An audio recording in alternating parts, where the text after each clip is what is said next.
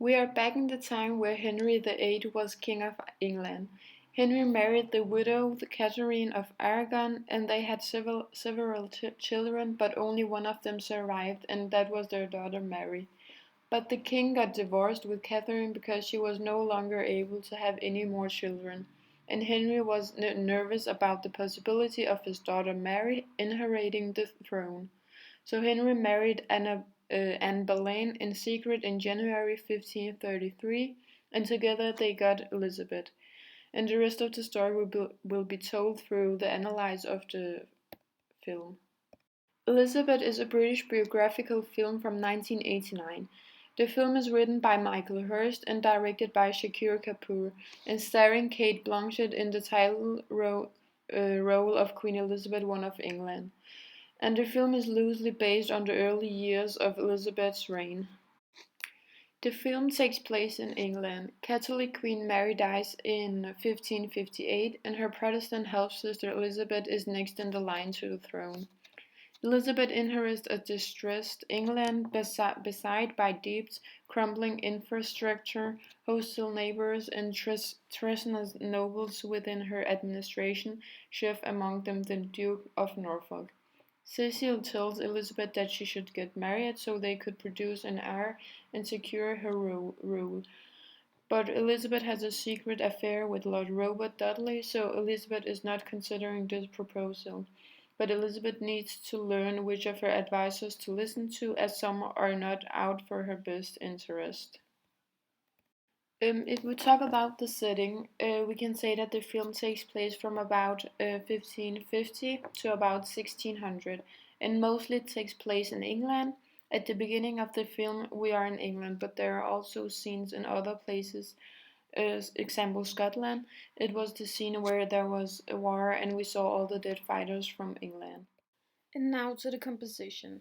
First of all, the movie starts in medias res. We are in the middle of something, but we got introduced to the persons, who they are, places, and a little bit of the conflict who's going on in England that time.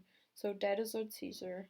After the introduction to the persons, places, and a little bit of the conflict, we get to know the most of what is going on. We get to know that there is this conflict between Catholics and Protestants in England, and that England got some conflicts the new Queen Elizabeth has to solve. It's also here they want her to get married because they think it will solve some of the big problems. But as I said, Elizabeth is not much for this idea. After the liberation, we got the point of no return, who's the part where England loses many of their fighters in a war against French opponents. So Catholic lords impressed essentially and deprives Elizabeth's army of proper soldiers and uses their defeat to argue for Elizabeth's removal. And all this leads to that Elizabeth realizes the depth of the conspiracy against her and her dwelling options. So Elizabeth accepts Mary of Guise's conditions to consider marrying her nephew, Henry of France. And now to the conflict escalation, which raises more problems because Elizabeth finds out that the person she loves most, Lord Robert, is married to another woman, and she also rejects Henry's marriage proposal because she finds out that he's a cross-dresser. After all this, Walsingham warned of a plot to kill Elizabeth, spearheaded by the priests from Rome carrying letters of conspiracy.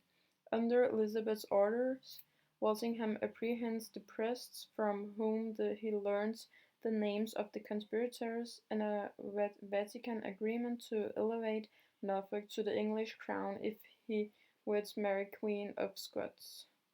And at the end of the film, Walsingham arrests Norfolk and executes him and every conspirator except Lord Robert, whom Elizabeth allows to live as a reminder to never be blinded by love again. And Elizabeth declares herself married to England and ascends the throne as the Virgin Queen, and this was the resolution. And now to the symbols in the film, and I got a few of them. A symbol in the film could be the last scene where she is all white and get called the Virgin Queen because she is now pure and the white color symbolizes purity.